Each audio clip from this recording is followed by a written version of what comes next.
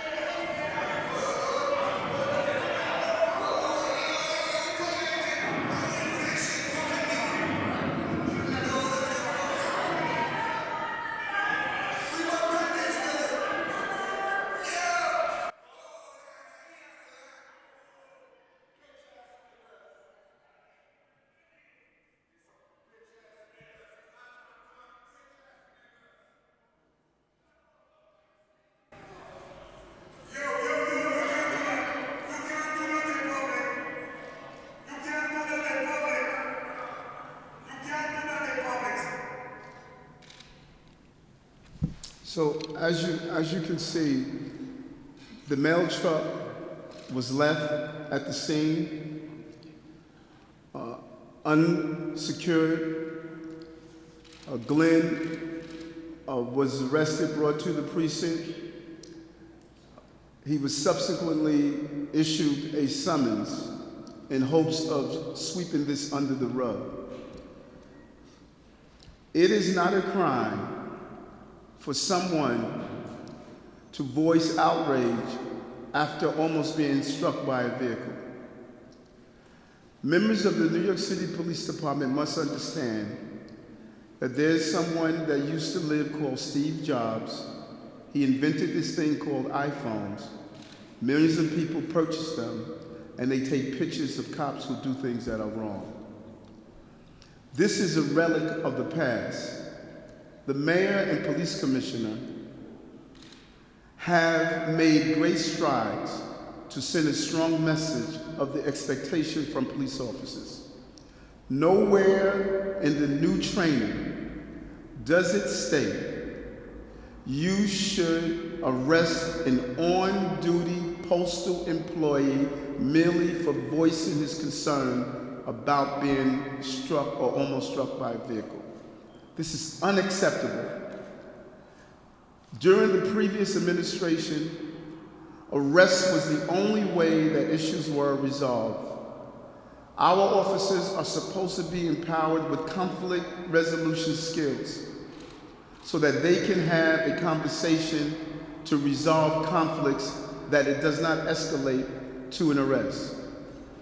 Glenn is a 27-year-old black male employee of the Postal Service that has never received a summons in his entire 27 years.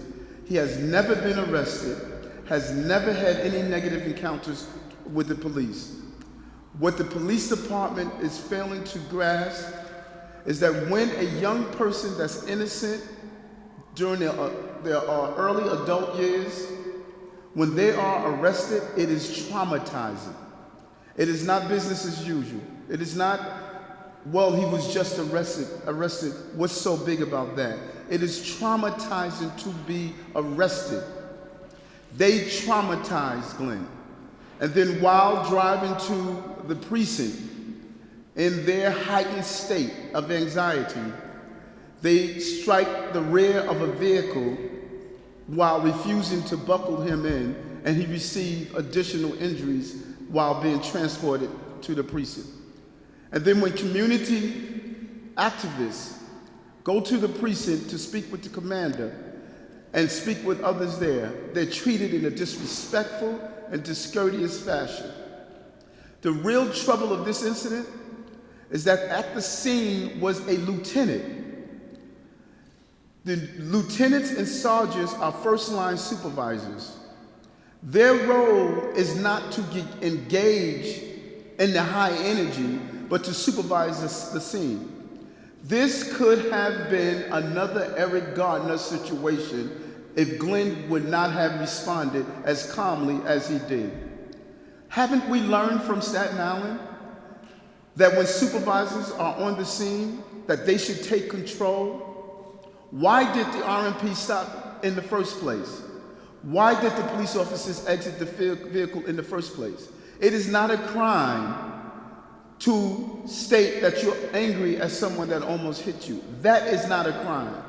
That is the only action that Glenn did that day that caused those off-duty officers, those plainclothes officers, to stop their vehicle and show who's the biggest and the baddest, and come across the street and place handcuffs on an on-duty postal employee delivering the U.S. mail. If they would do that to Glenn in his postal uniform, they would do it to any other person of color in that community. We are immediately calling for this lieutenant and the officers involved to be removed from plain clothes and put back into uniform. Internal Affairs to conduct an investigation, pull whatever videos are in that area the same way you will pull those videos if there's some serious crime that takes place, because this was a serious action of taking away the freedom of Glenn. We want the lieutenant who was responsible and the supervisor on the scene to be immediately interviewed by the Internal Affairs Bureau to make a determination on why did he stop that vehicle, and why did he allow those officers to exit the vehicle, and why did he allow that arrest to take place. Lastly, I am asking, and I will be reaching out to the police commissioner who I will see tomorrow, for us to re-examine our training to find out how are we training first-line supervisors to respond in real-time investigations, to de-escalate situations. We place so much emphasis on police officers that the real issue that New York City Police Department is facing are the first-line supervisors. They can't continue to believe that they are one of the police officers, they are supervisors. Their role and their job is to control the situation and not to allow the situation to get out of hand.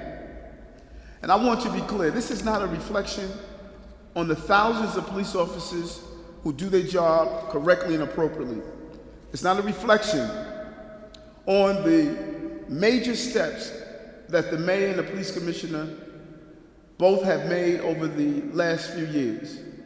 It's a reflection on their message must get down to the street. And any officer who will perform in the fashion that these officers and the supervisor perform should not be in plainclothes assignment, and we need to determine if they should continue to be a police officer. An innocent man was placed in handcuffs and put inside a jail in our community merely for voicing his concern about almost being hit by a car. That is not how we conduct public safety in our city. Glenn was not selling guns, he was not selling drugs, he was not slashing anyone, he was not shooting a gun, he was not carrying out any action that was illegal. The only action that he carried out was doing his job, and he was treated in this fashion. That is unacceptable, what we saw on that video. And we should never see something like this happen again. With us now, we have Michael Thomas, who was Glenn's mentor in the Brownsville area, has done so much for young people in the area. And then we're going to hear from Glenn's mother, who has 6 children and raised her children to be respectful. And you could only imagine what she felt when she found out that her son was arrested in this fashion. Michael. Good afternoon. As Eric said, first of all, I would like to thank our borough president that when I first got the call from Glenn that day and I forwarded the video to Eric, that he was very acceptive in making this go forward. But Glenn has been one of my young men of purpose. I'm a youth advocate. So when I got the call from him, I knew right away that something was wrong. But I would just like to say this. The reason why these things keep happening in our community, because it's the lack of courage and the lack of integrity that lies in the police department from people high up. We have a lot of people walking around that don't have the courage. This is not for the faint of heart or for the weak, it's for the courageous. And we are the conscience of the community. We dictate what's right and wrong in our community. The cops coming into our community and what they did to him is outrageous in America. In fact, it's intolerable that a young man should have to go through this. When you see a young man, 27 years old, that's never been arrested, that's doing the right thing. One of the things he said to me was, I thought when I got a job, they would leave me alone. But this just goes to show you that it won't stop. And one of the things I want to advocate, that like Eric said, the mayor and the police commissioner has done a lot. But I'm sick of hearing we got to retrain them. I'm sick of hearing they need more training. It's not the training, it's the accountability. Are you being held for the training that you receive? Because as guardians of justice, we cannot sit around and let this happen to any more of our young people. Thank you. Thank you. Please stand next to your mother. Your mother's going to speak. Stand next to your mother. I just want to say that I have 6 boys. Glenn is my oldest out of my 6 boys. And as soon as I saw the video, I immediately started crying because I worry about all my boys every day, every minute, every second of every day. And I raised him to be humble. I know he gets upset, but I raised him to be humble. And if the cop could have just humbled himself and just let it go, it would have been a lot easier. I'm real short on words, but I'm just hurt about what happened to my son. I would have never thought I would be standing here today saying this.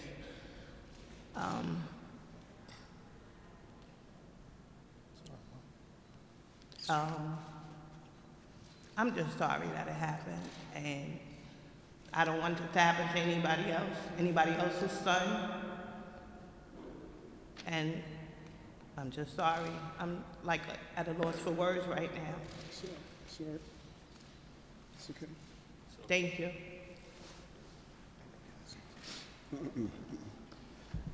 The key here is that when something happens like this to a son, people just don't tend to understand that there are mothers who raise these children in our communities. And when you get this call, that your son has been arrested, you're trying to figure out, what went wrong, and then when you see a video that shows nothing went wrong, it's hard to not believe that the only reason Glenn was handcuffed is because of the color of his skin. This type of policing is not the policing that the mayor and police commissioner calls for. Those officers, if they are not dealt with accordingly with disciplinary proceedings, it would send the wrong message that this is accepted.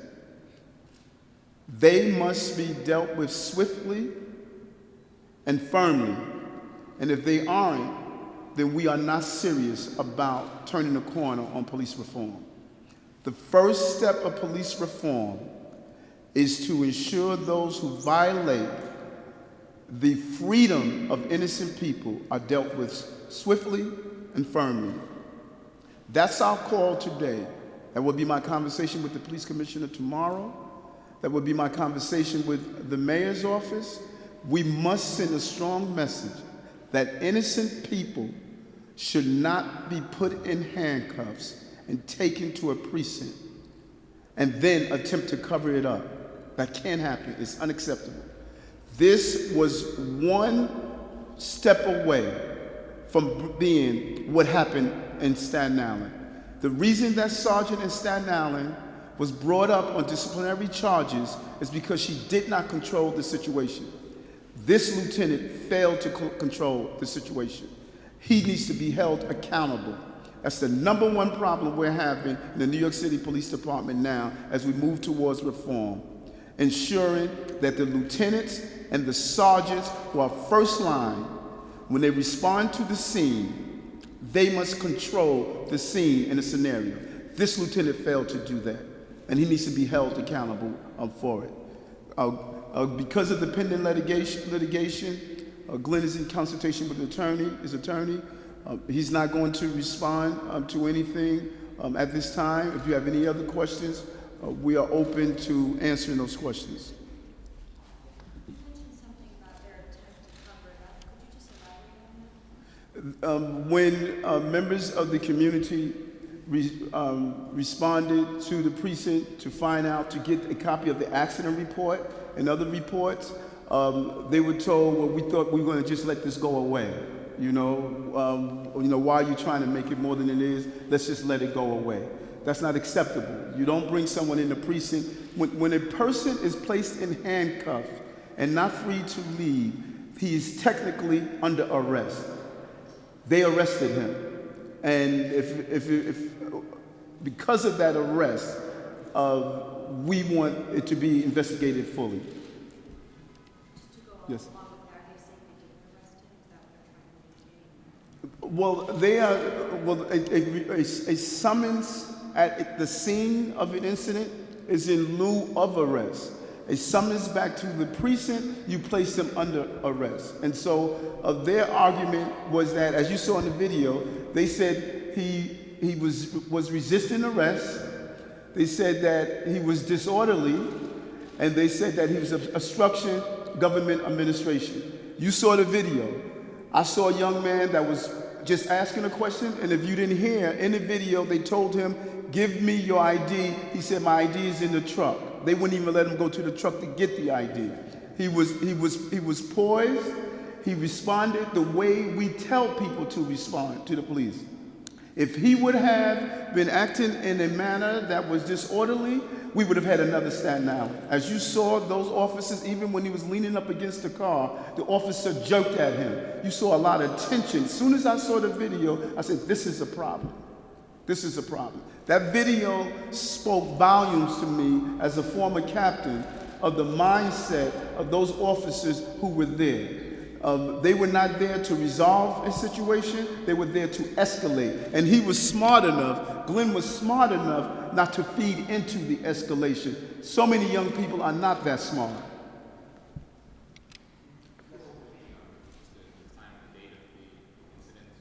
The time? Yeah, what time was it? St. Patrick's Day at 4 o'clock. St. Patrick's Day at 4 p.m. happened on President Street in Crown Heights.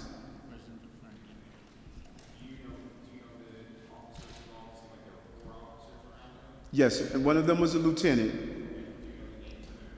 No. I was told by the chief of Brooklyn South that this case is being referred to IAB as well as CCRB. And we think this is an IAB level investigation. CCRB deals with discourtesy and minor infraction. This young man was arrested for no reason, and that needs to be handled on an IAB level.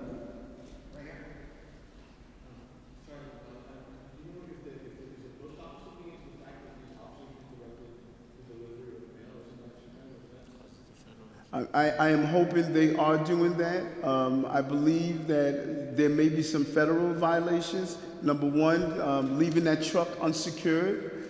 Number two, interrupting the delivery of mail. And they're clear NYPD procedures when you are arresting a federal employee. There are clear procedures. And so we don't know if even those basic procedures were followed. So you can't have a police department that operates within the police department. So we need to look at, did they follow their basic guidelines?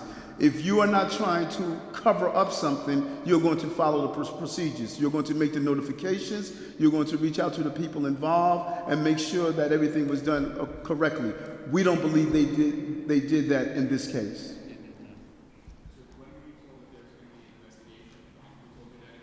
Chief Powers of Brooklyn South. I spoke with him yesterday and told him, the case, sent him a copy of the video and told him to look at it and see for himself what took place. When this was first brought to me, I said, this is not possible. He had to have done something wrong. There's no way that they arrested him for that. And then the family said, well, we have a video of it. And once I saw the video, it was beyond belief that something like this could have happened to an on-duty postal employee in uniform driving a postal truck. I received it on Sunday.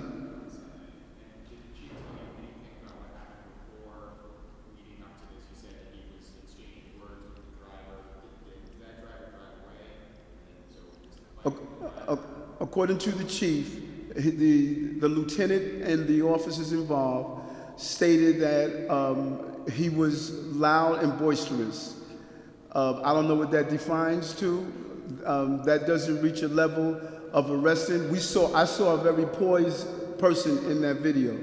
So the moments before the video, he must have flipped from one to the next because he was clearly poised when they approached him in the video.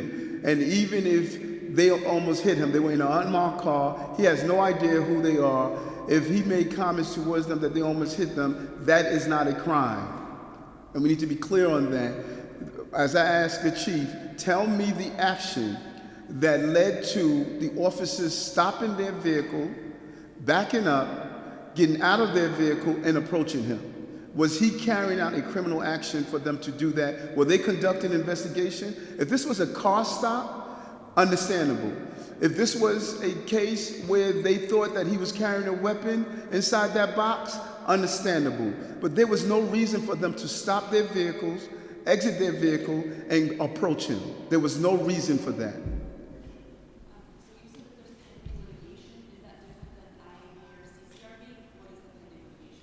A combination of one, the summons still has to be resolved. They issued the summons to him. That has to be resolved. It's a cease summons, so he has to show up in court to answer that. That litigation must be resolved. In addition to that, he's in consultation with legal counsel to make the determination if he's going to move forward with any additional civil litigation towards it. Okay, thank you very much.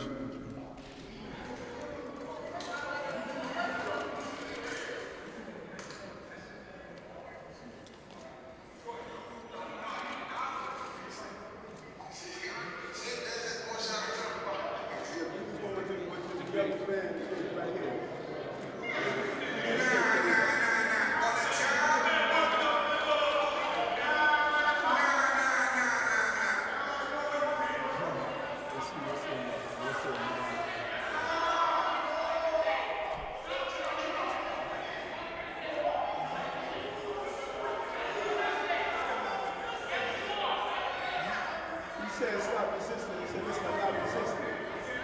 He's trying to figure out why he's been arrested.